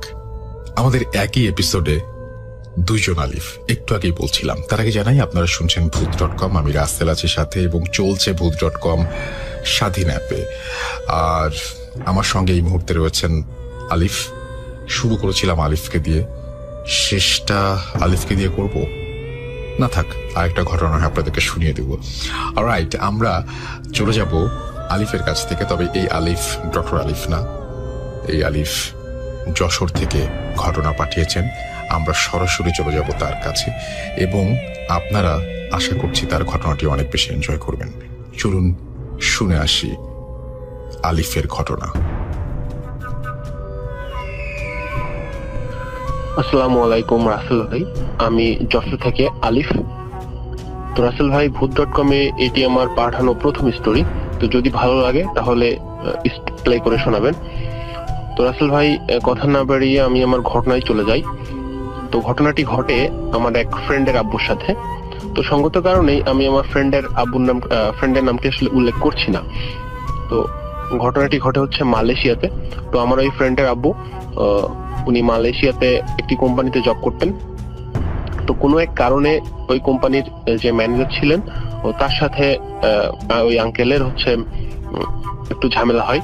তো এক পর্যায়ে ওই ম্যানেজার, তিনি স্থানীয় কিছু মাস্তান টাইপের তাদেরকে আসলে ভাড়া করেন যে আমার ওই ফ্রেন্ডের আব্বুকে মারার জন্য। তো কোনো এক সন্ধ্যাবেলার দিকে তিনি যখন কাজ শেষ করে ফিরছিলেন, তো তখন আসলে ওই মাস্তানরা ওই আঙ্কেলকে ধাওয়া করে। তো তিনি আসলে ছুটতে ছুটতে ওখানকার স্থানীয় এক গ্রেভিয়ার্ডে তিনি আশ্রয় নেন। তো ওখানকে আশ্রয় নেওয়ার পরে ওই মাস্তানরা তারপরেও খোঁজাখুঁজি করতেছিল অনেক সময়। তো তিনি আসলে ওখান থেকে বের হতে পারছিলেন না। তো এভাবে তিনি অবস্থান করতে করতে এক পর্যায়ে তিনি ঘুমিয়ে যান, এবং ওখানে সারা রাতই তিনি সেখানে অবস্থান করেন। তো সকালবেলার দিকে তিনি বাসায় ফেরেন। তো বাসায় যখন ফিরেন তখন ওনার গায়ে অনেক জ্বর ছিল। তো উনি তেমন কিছু আসলে ভাবেননি, তো নর্মাল ভাবে নিয়েছিলেন। তো এরপর 1-2 দিন পর থেকেই তিনি উল্টাপাল্টা বকতে শুরু করেন, মানে অ্যাবনর্মাল টাইপের কথাবার্তা বলেন। তো বলার পরে তিনি হচ্ছে এটাকে আসলে ওনারা যারা ওদের পাশে ছিল, তো তারা আসলে খুব বেশি সিরিয়াসলি নিচ্ছিল না। তো পরবর্তী দেখা যায় যে কিছুদিন পর থেকেই ওই যে আঙ্কেল, আমার ফ্রেন্ডের আব্বু, উনি আসলে নিখোঁজ হন। তো পুরোই অদৃশ্য, তাকে কোথাও পাওয়া যাচ্ছিল না। তো মোটামুটি ওখানে সবাই কর্মব্যস্ত, কেউ তো এগুলো নিয়ে মাথা ব্যথা নাই। তো যাই হোক, মোটামুটি সবাই খুঁজতেছিল, কিন্তু আসলে পাওয়া যাচ্ছিল না। এদিকে দেশে আমার ফ্রেন্ডের ফ্যামিলিকে বিষয়টি জানানো হয়। তো জানানোর পরে তারা খুব অনেক দেরিতে জানানো হয়। তার জানানোর পরে ওনারা খুব টেনশনে ছিল। তো আসলে অনেক খোঁজাখুঁজির পরেও আমার ফ্রেন্ডের আব্বুকে পাওয়া যাচ্ছিল না। তো এভাবে প্রায় অনেক দিন কেটে যায়, প্রায় বছর 2 মতো এভাবে কেটে যায়। তো আমার এই ফ্রেন্ডের আর এক রিলেটিভ ছিল যিনি মালয়েশিয়াতে থাকতেন। তো তার মাধ্যমে একটু যোগাযোগ করা হয় যে একটু ভালোভাবে খুঁজে দেখতে যে পাওয়া যায় কিনা কোথাও। তো তিনি একটু বড় ভূমিকা নেন, তিনি অনেক জায়গায় খোঁজাখুঁজি করেন এবং করতে করতে এক পর্যায়ে মালয়েশিয়ার কোনো এক জায়গায় উনি ওই আঙ্কেলকে পান। তো প্রায় মানে পাগলরত অবস্থায় পান, প্রায় তিনি ওখানে উল্টাপাল্টা বকছিলেন এবং অ্যাবনর্মাল অস্বাভাবিক সব রকম কথা বলতেছিলেন। তো যখন উনি পান তখনই তার কাছে জিজ্ঞাসা করেন পুরো ঘটনা কি। তো তখন আসলে ওই ঘটনাগুলো আসলে তিনি বলেন যে তার অফিসের ম্যানেজার যে মাস্তানগুলো পাঠিয়েছিল তার জন্য মারার জন্য, এগুলো তিনি আসলে উল্লেখ করেন, কিন্তু অদৃশ্য হওয়ার ওই কাহিনীগুলো তিনি স্টোরিগুলো আসলে মনে করতে পারছিলেন না। তো এইগুলো শুনে ফ্যামিলির কাছে, আমার ফ্রেন্ডের ফ্যামিলির কাছে দেশে ফোন করেন, তিনি ফোন করে বলেন যে এমন ঘটনা হয়েছে। তো উনি সেখান থেকে ওই আঙ্কেলকে বাসায় নিয়ে আসেন এবং কিছু ট্রিটমেন্ট করান। তো তারপর আসলে মানে তিনি সুস্থ হচ্ছিলেন না। তো এক পর্যায়ে তিনি প্রতিদিন এমন উল্টাপাল্টা পাগল প্রলাপ বকতেন, যেমন ধরেন তিনি এক বুড়ির কথা বলতেন যে ওই বুড়ি আমাকে নিয়ে যাবে বা এই টাইপের, বা তোমরা কিছু করতে আসো না, ও আমাকে মেরে ফেলবে, ঠিক আছে, এমন ধরনের প্যারানর্মাল কথাগুলো তিনি বলতেন এবং তার মুখের এক্সপ্রেশন ছিল অনেক ভয়ানক, যা দেখে আসলে যে কোনো সাধারণ মানুষ কিন্তু ভড়কে যেত। তো যাই হোক, এইগুলা যখন তার ফ্যামিলির কাছে শেয়ার করা হয়, আমার ফ্রেন্ডের ফ্যামিলি দেশের থেকে তারা অনেক চেষ্টা করছিলেন তার আব্বুকে আনার জন্য। তো এরই মধ্যে ওই আমার ফ্রেন্ডের আম্মু উনি এক আমাদের দেশের স্থানীয় এক কবিরাজের কাছে যান। তিনি গিয়ে বলেন যে এমন এমন বিষয় হয়েছে। তো তারপরে কবিরাজ বলেন যে আপনার স্বামীকে মানে জিনে ধরছে বা এরকম জিন ভর করছে। তো কাজ না শেষ হওয়া পর্যন্ত ওই আপনার স্বামীকে তারা ছাড়বে না, এবং এটি অনেক মানে খুব শক্তিধর জিন ছিল। তো এই জন্য আসলে এটা খুব সহজে মানে ছাড়ানো যাবে না এরূপ, তবে আস্তে আস্তে তিনি সুস্থ হয়ে উঠবেন, এটুকু তারা আশ্বস্ত করেন। তো এরূপ হওয়ার পরে তার ফ্যামিলিরা, আমার হচ্ছে ফ্রেন্ডের ফ্যামিলি, তারা খুব চেষ্টা করছিল যে দেশে ফিরে আনার জন্য। তো পরবর্তীতে তাকে অনেক কষ্ট করে দেশে ফিরিয়ে আনা হয়। তো ফিরিয়ে আনার পরে তিনি বাসায় যখন আসেন তখন আসলে তার দেখতে চেহারা আসলে পুরো পাগলের নাই, এবং তিনি সর্বদাই প্রলাপ বকেন এবং প্যারানর্মাল অস্বাভাবিক তিনি কথাগুলো বলেন। তার কাছে ঘটনা শুনতে চাওয়া হলে তিনি ওই দিনে যে গ্রেভইয়ার্ডে থাকার কিছু বাজে এক্সপিরিয়েন্স তিনি কিন্তু ফ্যামিলির সাথে শেয়ার করতে পারেন, তবে অদৃশ্য হওয়ার কাহিনী তিনি আসলে বলতে পারেন না, যে তিনি ওখানে আসলে ওই দিন অনেক প্যারানর্মাল কিছু দেখেছিলেন। বুড়ির মতো কিছু একজন দেখছিলেন যে আসলে সাদা কাপড় পরে আসলে তাকে নিয়ে যেতে চাইছিল বা এরকম।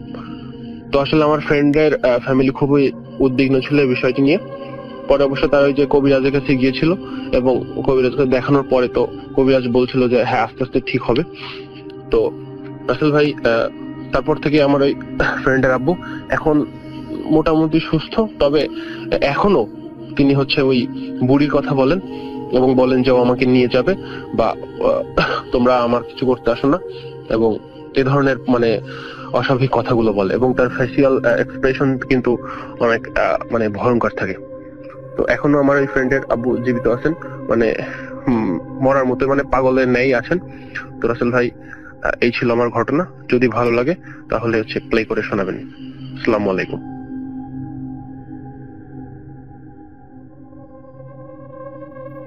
Spirit, be here with me.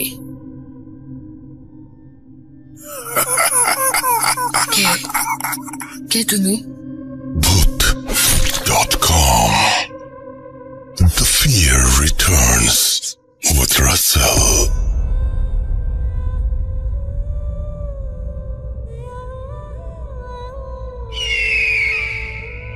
Welcome back. আরো একবার আপনাদের স্বাগত জানাচ্ছি। আমরা খুব অবাক হয়েছে এই জন্যই যে আপনারা যারা ঘটনা পাঠাচ্ছেন তারা এই সময়টাকে উপলব্ধি করতে পেরেছেন, এই সময়টার গুরুত্ব বুঝতে পেরেছেন, আর তাই জন্যই আপনারা অসংখ্য ঘটনা আমাদেরকে পাঠাচ্ছেন। এই মুহূর্তে আমার কাছে আরো একটি ঘটনা রয়েছে, যে ঘটনাটি আমাকে পাঠিয়েছেন পলির ঘটনায় আমরা চলে যাব এবং আশা করছি যে এই ঘটনাটি আপনাদের ভালো লাগবে। আরও একবার শেয়ার করি, ভূত.com প্রতি শুক্রবার রাত 11:59 হয় স্বাধীন অ্যাপে, এবং আমাদের ইমেল অ্যাড্রেস হচ্ছে russell.booth.com@gmail.com। আর আমাদের যে ফেসবুক পেজ সেটা হচ্ছে www.facebook.com/russell.স্বাধীন। আশা করছি দুটি জায়গাতেই আপনারা আসবেন, আপনাদের ঘটনা শেয়ার করবেন। সামনের সময়গুলোতে আমরা এই সময়টাতে এইভাবেই করব যে আমি আমার বাসা থেকে করব, আপনারা আপনাদের বাসায় রেকর্ড করে আপনাদের ঘটনাগুলো আমার কাছে পৌঁছে দেবেন। এইভাবেই ভূত.com-এর চলাটা আমরা অব্যাহত রাখবো। আশা করছি যে এই মুহূর্তে পলির ঘটনা আপনাদেরকে অনেক আনন্দ দেবে। চলুন শুনে আসি ঘটনাটি এবং ফিরে আসছি একটু পরেই। আসসালামু আলাইকুম রাসেল ভাই, আমি পলি, আমি যাত্রাবাড়ি জামরা থেকে বলছি। আমি আপনার ভূত এফএম এর খুব বড় একজন ফ্যান। ভূত এফএম অফ হয়ে যাওয়ার পর আসলে খুব খারাপ লাগছিল, বাট পরে যখন আমরা দেখলাম ভূত.com স্টার্ট হলো, দেন খুব হ্যাপি হলাম আর কি। এনিওয়ে, আমি আমার ঘটনায় চলে যাই। ঘটনাটা হচ্ছে আমার ফ্রেন্ডের বড় বোনের আর এক ফ্রেন্ড আছে, ভাই ছেলে ফ্রেন্ড, ওর সাথে ঘটা। আমি আবার শুনছি আমার ফ্রেন্ডের কাছ থেকে, আমি ওনার ভয়েসেই বলার চেষ্টা করছি, ভুল হলে মাফ করবেন। যাই হোক, একদিন রাত্রে 11টার দিকে আমি পড়ছিলাম, তখন আম্মু আর আমার ছোট ভাই কেউই বাসায় ছিল না, ওরা ছিল আমার পুপিদের বাসায় চলে গেছিল। তো আমি পড়তেছি, তখন বাজবে মেবি 10:30 এরকম টাইপের। তো আমি এখন হঠাৎ করে আমার দরজায় করিং বেলের আওয়াজ শুনে ভাবলাম এত রাত্রে কি আসলো বাসায়। তখন হচ্ছে আমি গেটটা খুলে দেখি আমার ফ্রেন্ড আকাশ। তো আমি আকাশকে দেখে অবাক হয়ে গেলাম। আকাশ, এত রাত্রে তুই? পরে বলতেছে বাইরে দাঁড় করা রাখবি নাকি ভিতরে আসতে বলবি? আমি কি হ্যাঁ শিওর আয়। যেন ঘরে আসলো, আসার পর বলতেছে না ঘরে বসবো না, চল ছাদে যাই। আমি বলতেছি ছাদে? আরে তুই তো 8টার দিক দিয়েও যদি বাসা থেকে বেরোস তুই ভয়ে কাঁপিস, তুই এত রাতে ছাদেতে যাচ্ছিস কেন? পরে বলতেছে যে চল না আজকে যাই। পরে আমি বললাম যে ঠিক আছে তাহলে চল। তা আমি আর আকাশ মিলে ছাদে চলে যাই। আকাশ বলতেছে যে আজকে আকাশটা খুব সুন্দর, তাই না? ওর কথাগুলো শুনে না আমি খুবই অবাক হয়ে যাই, বিকজ ও একটু অন্য টাইপের, একটু ভীতু টাইপের, একটু ছটপটে টাইপের, বাট ওদিন খুব অন্যরকম টাইপের ছিল। আমি বলতেছি কি হয়েছে, বাসায় কোনো প্রবলেম? এত রাতে তুই এখানে চলে আসলি? আমার বাসা থেকে ওর বাসা কমপক্ষে 2 কিলোমিটার দূর হবে। তো ও বলতেছে যে না আজকে সারাদিন না বাসায় ছিলাম, বাইরে ছিলাম। বললাম সারাদিন বাইরে ছিলি বলতে? বলে আর কখনো বাড়িতে যাব না রে, বাইরেই থাকবো। তখন আমি বললাম যে কি ফাজলামো করছিস আকাশ, ফাজলামো বাদ দিয়ে কি হয়েছে বল, আন্টি বকা দিছে, চল তোকে বাসায় দিয়ে আসি। তখন বলতেছে আমি যাব, তবে এক শর্তে। বলে কি? তুই আমার বাসায় যাবি কিন্তু আমি যাব না, তুই গিয়ে আমার মাকে বলে আসবি যে আমি খুব ভালো আছি। পরে বলতেছে তুই কেন যাবি না, রাগ করেছিস নিশ্চয়ই? পরে আমি বলতেছি ঠিক আছে তাহলে চল। তো আমি ওর বাসায় যাই, যাওয়ার পর ও আমাকে আর আমার বাসা থেকে ওর রাস্তার ওপার যেতে হয়, ওর বাসাটা ওই পারে। তো আমি রাস্তার ওই পাশে দাঁড়িয়ে ছিল, আমাকে বলতে তুই বাসায় যা, গিয়ে বলবি যে আকাশ ভালো আছে, কান্নাকাটি করতে না। আমি বাসায় ঢুকলাম। বাসায় ঢুকার পর দেখলাম যে বাসায় অনেক লোকজন দেখে আমি খুবই হতবাক হয়ে গেলাম যে আমি কান্নাকাটি কেন করছে। তখন দেখছি যে আকাশের মা খুব কান্নাকাটি করতেছে, পরে আমি আকাশের মা কান্নাকাটি করতেছে। পরে আমি বললাম আন্টি কি হয়েছে? তখনই আকাশের মা আমাকে জড়ায় ধরে কান্নাকাটি শুরু করলো। পরে আমি হঠাৎ করে দেখলাম কি যে বাসায় পুলিশ আছে অনেক। তো এখন কি বলবো রাসেল ভাই, আমি যখন শুনছি তখন আমারই গুজবাম হচ্ছিল, এখন বলতে গিয়ে আমারই খুব গুজবাম হচ্ছে। তখন ও নাকি দেখে যে ওর ফ্রেন্ডের রুম থেকে একটা একটা লাশ বের করছে। তখন সবাই ও বলতেছে কার লাশ, এটা কে? তখন বলতেছে আকাশ আজকে বিকেলবেলা সুইসাইড করছে। তখন তো ও শুনে অবাক যে কি বলে, আকাশ তো আমার সাথেই ছিল, ও বলে কি সময় সাথে ছিল ও বলে আর কিছু বলতে পারে নাই। তারপরে হচ্ছে ও এইটা ও গাড়িতে যখন অ্যাম্বুলেন্সে উঠাবে তখন ও বলতেছে আমি শেষবারের মতো একবার আকাশের মুখটা দেখতে পারি। তখন ও আকাশের মুখটা দেখে পরে দেখার পরে মানে ও খুবই কষ্ট পায়। তো ওর কষ্ট দেখে মানে আমি যখন শুনছি ও খুব মানে কান্না করে দিচ্ছিল আর কি বলার পর। তো পরে ও দূর থেকে আকাশে বলতেছে মাকে বলিস আমি খুব ভালো আছি।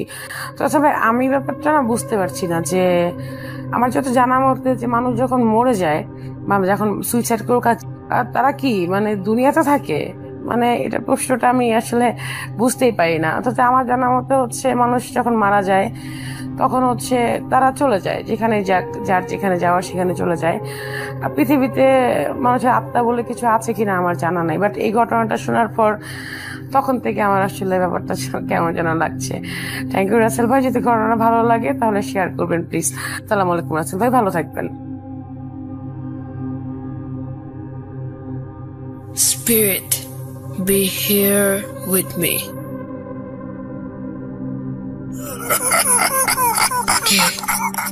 কে তুমি? Bhoot.com. The fear returns with Russell.